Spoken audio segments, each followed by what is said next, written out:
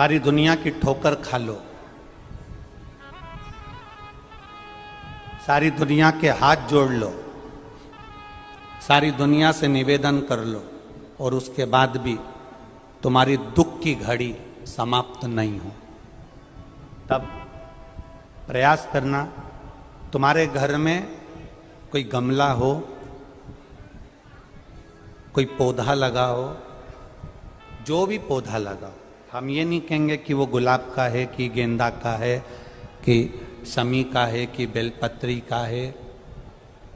जो पौधा तुम्हारे घर में लगा, जो पौधा, एक प्रयास करना। अभी सावन चालू हुआ है, अगर तुम्हें लगता है कि मेरी दुख का समय समाप्त नहीं हो रहा, मेरी दुख की घड़ी समाप्त नहीं हो रही, तो घर में रहने वाले जितने लोग आस्था चैनल पर कथा सुन रहे हैं, जितने फेसबुक यूट्यूब पर कथा सुन रहे हैं और जितने पुष्कर राज की इस पावन धरा पर बैठकर कथा सुन रहे हैं, उनसे निवेदन करेंगे, श्रावण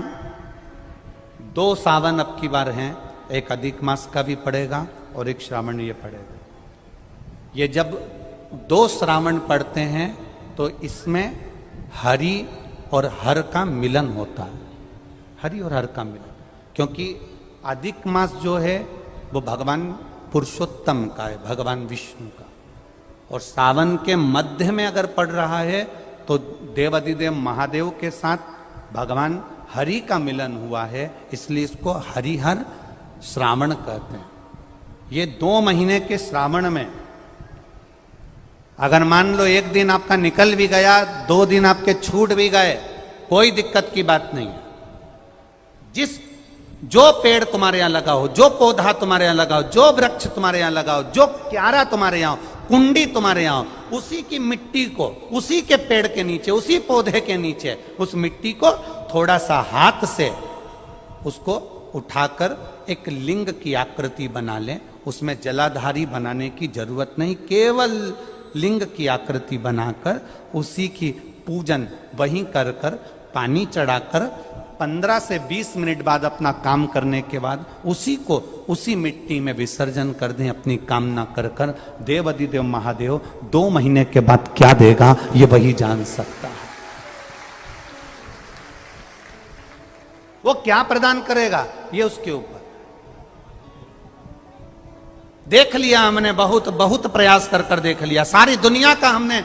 प्रयोग कर कर देख लिया। इनसे भी पूछा, उन्होंने कहा बाथरूम इधर बना दो, वास्तु शास्त्री ने कहा ये बना दो, ज्योतिष आचार्य ने कहा ये बना दो, उन्होंने कहा ये बना दो, उन्होंने कहा वो बना दो। हमने दुनिया का काम कर कर देख लिया, हाथों की अंगूठियां बदल कर देख ली, नग आभूषण बदल कर देख लिए, सोने की दिशा बदल कर देख ली, सीढ़ियों की दिशा बदल कर देख ली। अब जब सारी दिशा बदल कर देख ली, सारा काम कर कर देख लिया, उसके बाद भी अगर हमारी ग्रह दशा नहीं सुधरे, हमने सबके दरवाजे जाकर देख लिया, देवी देवताओं उनके भी धोख धोख के देख लिया, पर जब भी अगर हमारी दशा ना सुधरे तो फिर कहीं मत जाना, महादेव के चरणों में जाकर बस उसकी आराधना में लग जाना, फिर वो संभाल लेगा। जितने लोग कुबेरेश्वर धाम पर आते हैं, हम उनसे कहते हैं कभी भी यहाँ पर आकर ये मत कहना कि मेरी गाड़ी, मेरा बंगला, मेरी जमीन, मेरी जायदाद। यहां तो झोली भी अगर खाली लाओ, 25 साल, 30 साल, 40 साल भी अगर शादी को हो गए और औलाद नहीं हुई है, तो उसके दरवाजे पर जाकर कहना,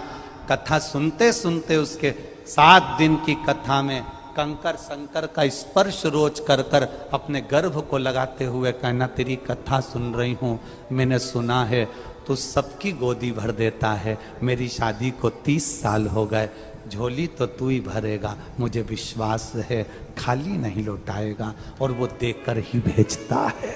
देखकर। अगर कोई जिंदगी में आने के बाद अगर 1000 अश्वमेघ यज्ञ भी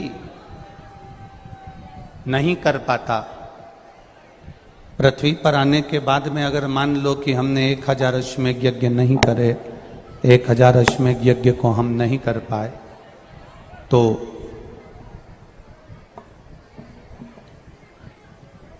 पद्म पुराण कहती है कि प्रयास करना, एक बार पुष्कर राज की भूमि पर आकर ब्रह्मा जी का दर्शन कर कर ब्रह्म सरोवर सुंदर सरोवर में स्नान कर कर भगवान की अविरल भक्ति को धारण करने का प्रयास करना। 1000 अश्वमेध यज्ञ के बराबर पुण्य ये पुष्कर राज की भूमि दे देती है, तीर्थों के गुरु की भूमि दे देती है।